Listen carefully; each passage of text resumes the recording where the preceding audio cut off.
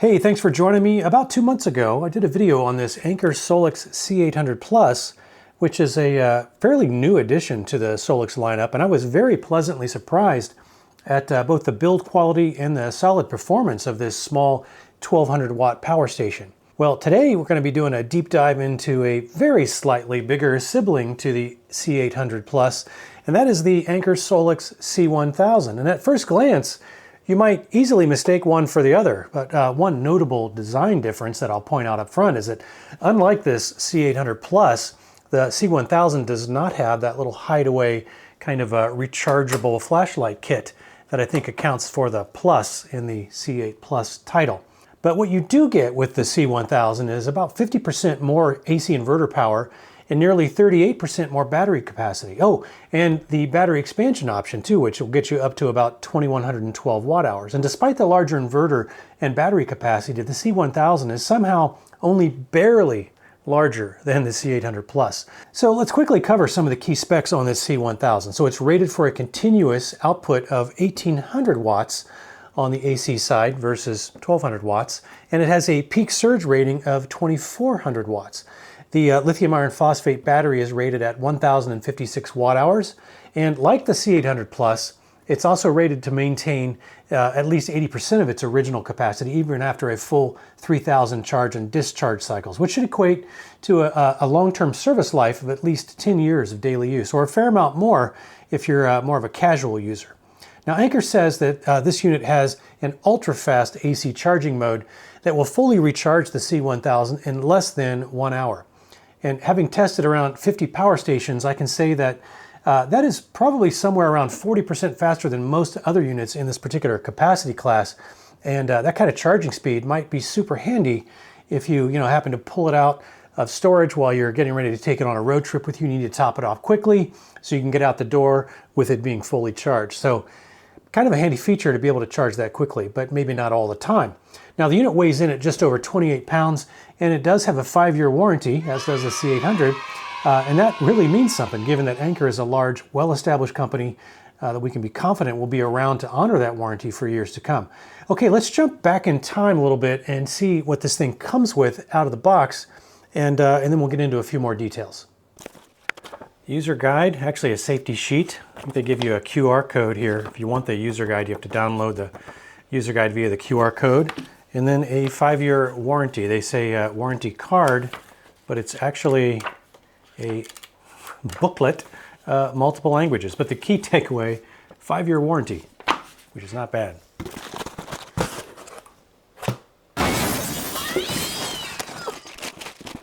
All right. There's the guy right there. So let's take a look and see what you get in the cable box. Nice beefy AC cable, so must have some pretty good AC fast charging. Is a car accessory socket here to a XT60 connector for charging via your car accessory port. And then we've got it looks like a parallel cable would be my guess, that allows you to connect 2 solar panels that are XT60 into a single. So it allows you to connect 2 panels in parallel because this has an XT60 DC input on the side. And the voltage, as I'm reading this, by the way, it's 600 watts of solar max at a voltage of between 32 and 60 volts. And that'll take up to, or cap you at 12.5 amps. Now it will take all the way down to 11 up to 32 volts with a single panel and cap you at about 10 amps. So looks like it gives you a couple of options there, but the max is 600 watts, probably the key takeaway, and to definitely not exceed 60 volts. Does not appear to have wireless charging on the top. It does have a nice widely diffusible light. All right, on the front, just in terms of output ports, we've got a standard 12 volt, 10 amp car socket. We've got 4 USB ports, again, something that Anker specializes in, that's their bread and butter. And 2 of these are type C ports. One of them is a PD100, and the other one looks like maybe a 30 watt, PD 30 watt, and then a couple of quick charge, probably 18 watt type A ports. A total of, 6 3-prong AC outlets. And then let's see what's on the other side. All right, looks like we've got our battery expansion port here, because you can double the capacity. Now it's got a rated capacity right out of the box of 1000 256 watt hours. You can double that with a battery expansion, and that side over here is where you plug that in. All right, I think that's about all the damage we can do right now. Let me get this thing fully charged up, get it out on the test bench and run it through the paces, find out how well it performs. See you in about 2 seconds. All right, let's do a DC discharge capacity test. Let's find out how many usable watt hours we can actually get out of the car socket here on this C1000. All right, we're gonna plug this in, and we do need to turn it on. I think I've got it fully charged. Yep, so we're at 100%. You go ahead and activate the 12 volt port. Let's see, we're getting 13.3 volts. Let's see if we can get a full 10 amps out of this. All right, there we are at 10 amps, pulling 12.3 volts. And we are starting to accumulate watt hours. So we'll let this thing run until the BMS finally shuts us down, and we'll find out how many usable watt hours we can get out of that rated 1,056 watt hours. According to the display, we got about 7.4 hours to run this test. So we'll check back later in the day and find out how it did. So it looks like our DC discharge capacity test is done. If we zoom in over here and we take a look, we can see that we got, call it 850 watt hours. Now that's out of a rated, let's see, 1,056 watt hours. So that would put this right at just a hair over 80%, which would put this on the low side of average.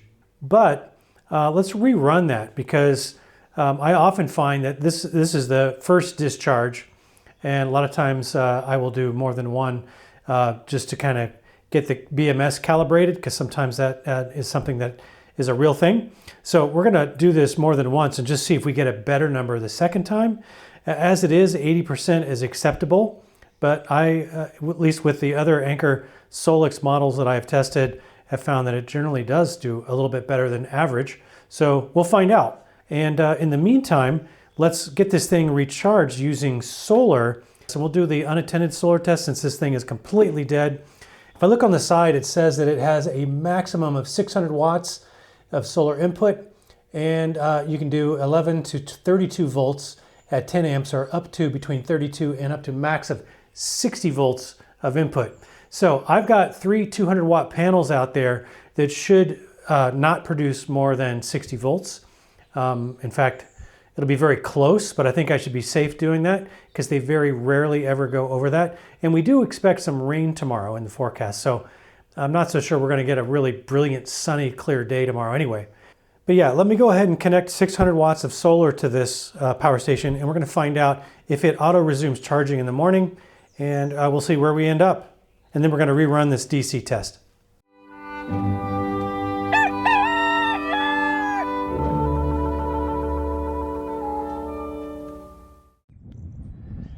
All right, it's 10 o'clock in the morning. It's been a pretty stormy morning, but you can see we have a little bit of blue sky coming through, and no direct sun on the panels right now, but we did have some a few minutes ago.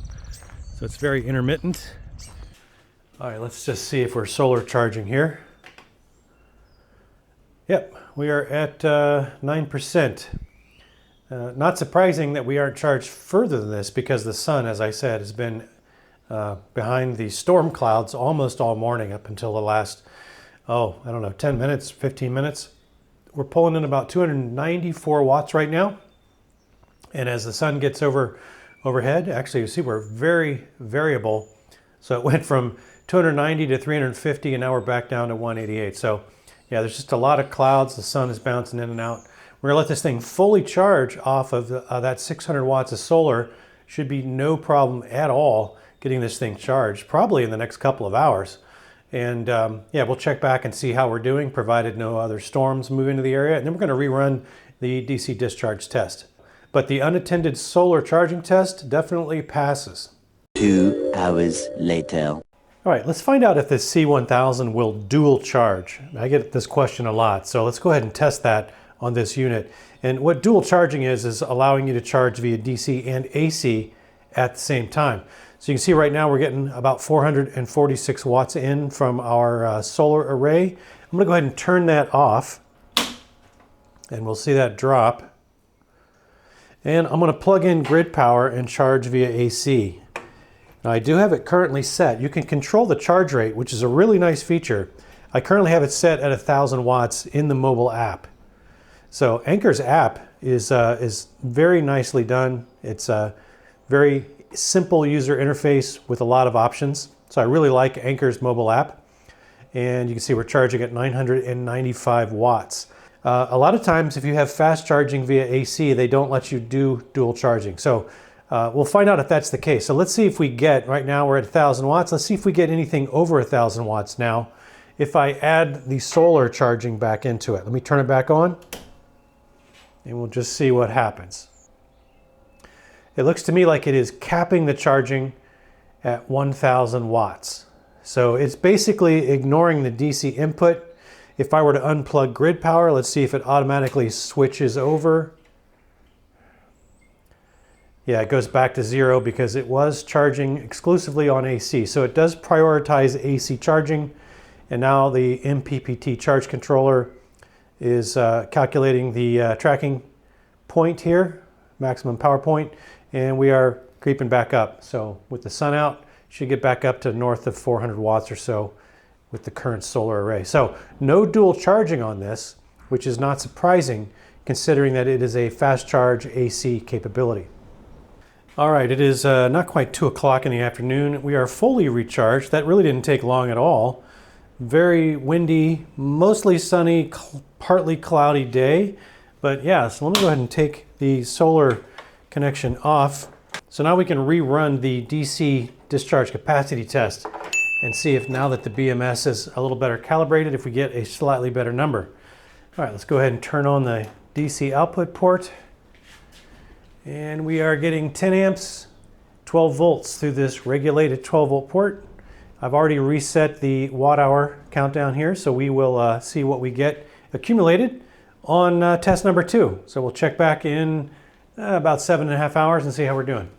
All right, I just happened to catch the final shutoff here on the DC discharge capacity test number 2, and we got significantly better numbers this time around. So yeah, you can't always judge on the initial discharge because sometimes these BMSs have to kind of calibrate their capacity. So we ended up with a 934 watt hour usable capacity. Now that's out of a 1,056 rated capacity. So that gives us a usable capacity number of well above average now at just a little over 88%. So that's an excellent, excellent number out of the DC port on this power station.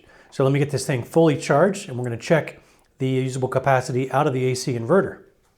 All right, let's take a quick minute here and take a look at the Anker SOLIX mobile app. As you can see, I'm currently connected to my C1000 and it's got a 64% state of charge. And I just did run a pretty good test on it, so it's reading 102 degrees Fahrenheit. It's a little bit warm. And I've got, let's see, AC input currently at almost 1,200 watts. And that's actually because it's passing through a couple hundred watts over to an AC load, as you can see there, that I've got also going on. What's cool, now that I have the AC inverter running, just basically passing through that power, I can click on the little timer icon and I could turn that AC load off at a specific time interval. So you can be very granular with this if you want and customize it, or take one of the presets. And you can do the same thing on the DC side. You can take one of the presets or customize a particular time interval in which you want to shut this thing down. I think it'd be pretty cool if you could schedule it to come on, but I don't think that's an option. So you can turn the screen on and off. Right now I just turned it off, as you can see. Just turned it back on. And you can also see I've got kind of a load plot going on in real time, showing me what's going on with the AC and the DC current loads. And then let's see, let's go to settings because this is kind of interesting. AC recharge power is currently set to 1,000. So I could drop that down if I really didn't want to stress the batteries and I had plenty of time. I could drop it down to 200 and it would only use 200 watts to actually charge the battery. You can set the unit timeout here, or you can disable it entirely by setting it to never. Let's see, what else? You can set the screen brightness, the screen timeout. I like the screen timeout as long as possible, and that apparently is 30 minutes.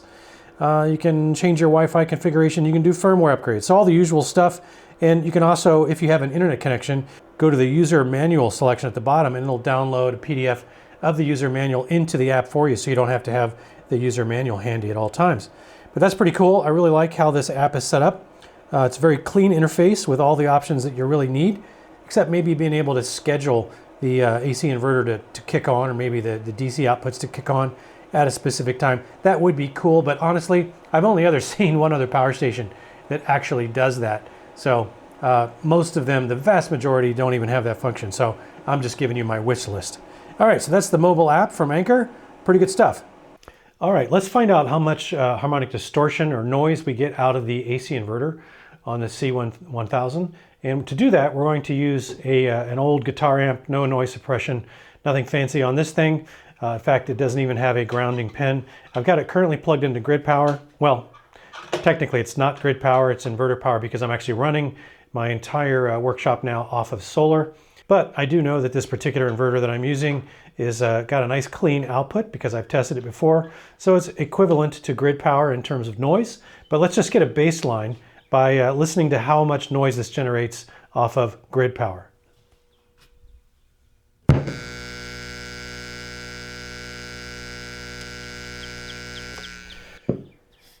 All right, so I boosted that by about 9 decibels just to give you an easier time to hear that very slight hum that comes out of this amp. But let's switch the power over to the C1000 and find out if the SOLIX C1000 inverter is noisier than grid power. All right, we do have it plugged into the inverter and the inverter is turned on. Let's go ahead and do the same test. I'll boost it by the same amount so you can hear if there's any difference.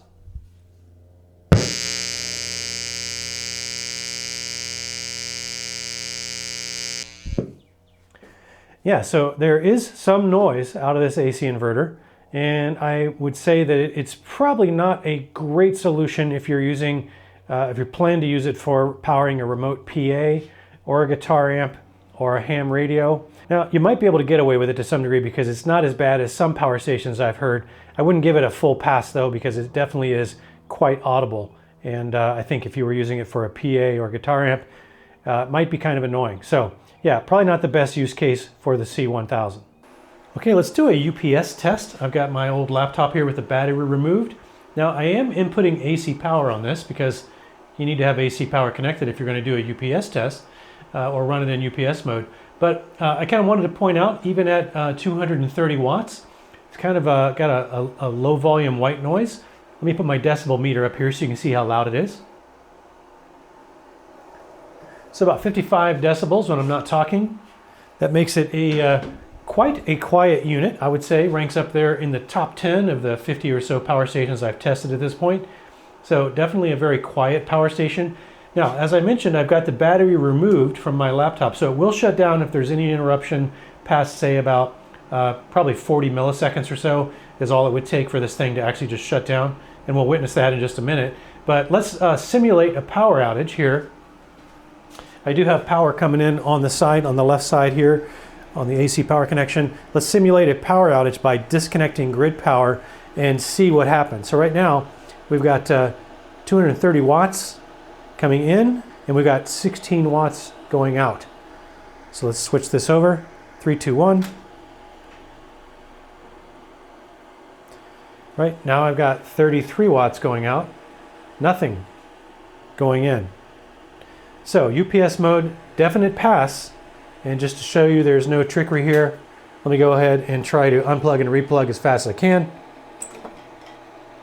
That was actually probably the quickest I've ever done that.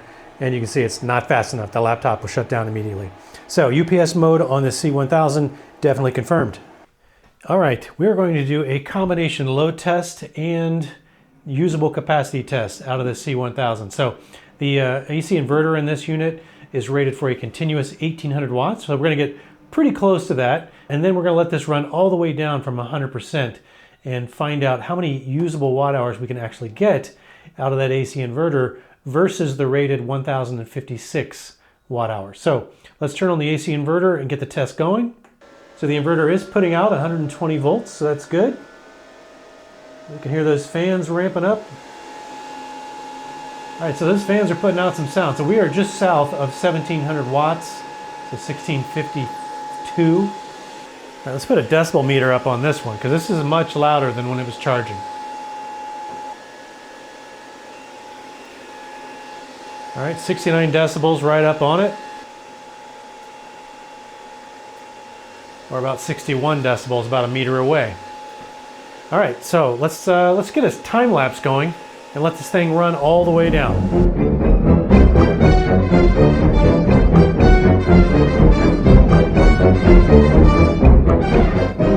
All right, the heaters are still warm, so I must have just missed the shutdown.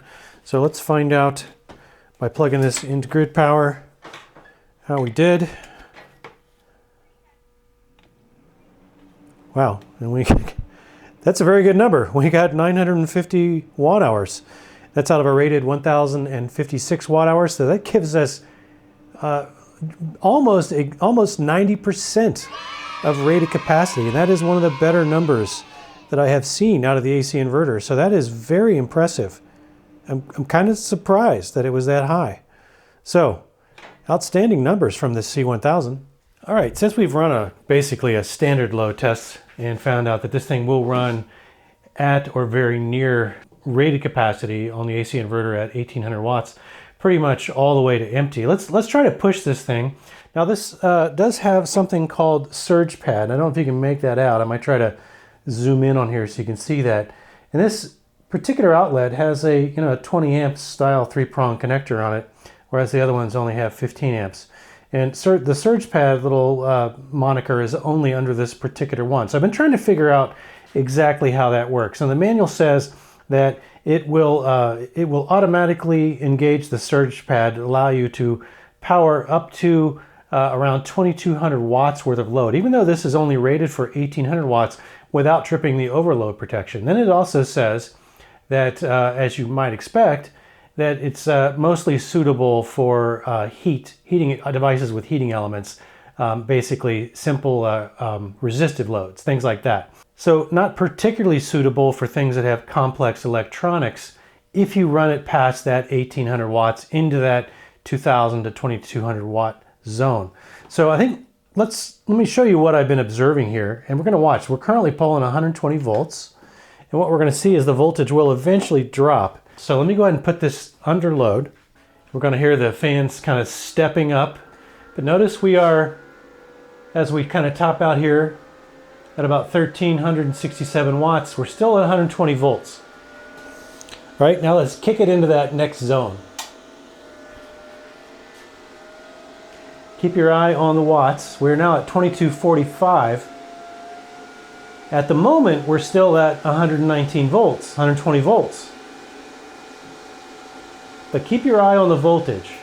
Eventually the surge pad is going to kick in, and this is going to start regulating voltage down to bring the power down so we don't trip overload protection.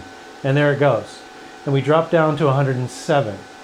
And the same thing will happen if I put the voltmeter on this surge pad port. So just be aware. There's not really a way to turn that off, but as long as you don't run this thing consistently past 1800 watts, you'll be still pulling 120 volts. But if you go past that, it will start regulating your voltage and dropping it down. And then if you start pushing it past 2200 watts, you will trip the overload protection. So that's how surge pad works. Okay, so let's wrap up with some final thoughts on this C1000. There's definitely a lot to like about this unit. In fact, I find that I'm hard-pressed to come up with really any major complaints. But I guess I'll list a couple things that I'd say fall more into the, just be aware kind of column rather than the deal breaker column. So first off, while the C1000 is reasonably quiet when running at loads under, say, 50% of that 1800 watt continuous, it's definitely not the quietest power station when it's running at full load. So if you do plan on running this at 1800 watts plus frequently, you'll want to take that 70 decibel fan volume into consideration. But I do suspect that for most people, running at full load is something that they probably wouldn't do all that often. So as I said, it's not likely to be a deal breaker for most people. Secondly, I really do like the Anker mobile app because it does offer a lot of utility and it's got a nice clean interface, but it doesn't give you the option to turn off that surge pad voltage throttling feature, which is something I'd personally prefer to be able to do. And as I said previously, it's only really a concern if you plan to be pushing this power station, past that 1800 watt threshold with something other than maybe heaters connected to it. So again, probably not a deal breaker for most people. And finally, it is worth noting that the SOLIX C1000 does not have any DC 5521 or 5525 accessory ports. In fact, none of Anker's SOLIX lineup actually has those kinds of DC ports. It does seem that Anker has instead opted for high output USB-C ports, which in reality are probably far more useful for most people. But I know that some of you probably have a few things that you might rely on that use DC 5521 ports, and if that is the case for you personally, again, this might be something that you just kind of want to be aware of. Okay, so those minor FYIs aside, you are getting excellent build quality with this unit. You're also getting excellent usable capacity numbers, a very efficient AC inverter with a no-load draw of only about 10 watts, or about 1% of capacity per hour, and a very polished mobile app. And let's not forget that 5-year warranty from a well-established brand that is known for top-notch customer service. And to top it off, and maybe a bit surprisingly, the sale price on this is actually very competitive as well. Especially right now as I'm releasing this video, because at the moment, whether you buy it on Amazon US or if you go to Anker.com, it's on sale for $649, which again, considering what you're getting for the money and who you're getting it from, is an excellent deal kind of no matter how you slice it.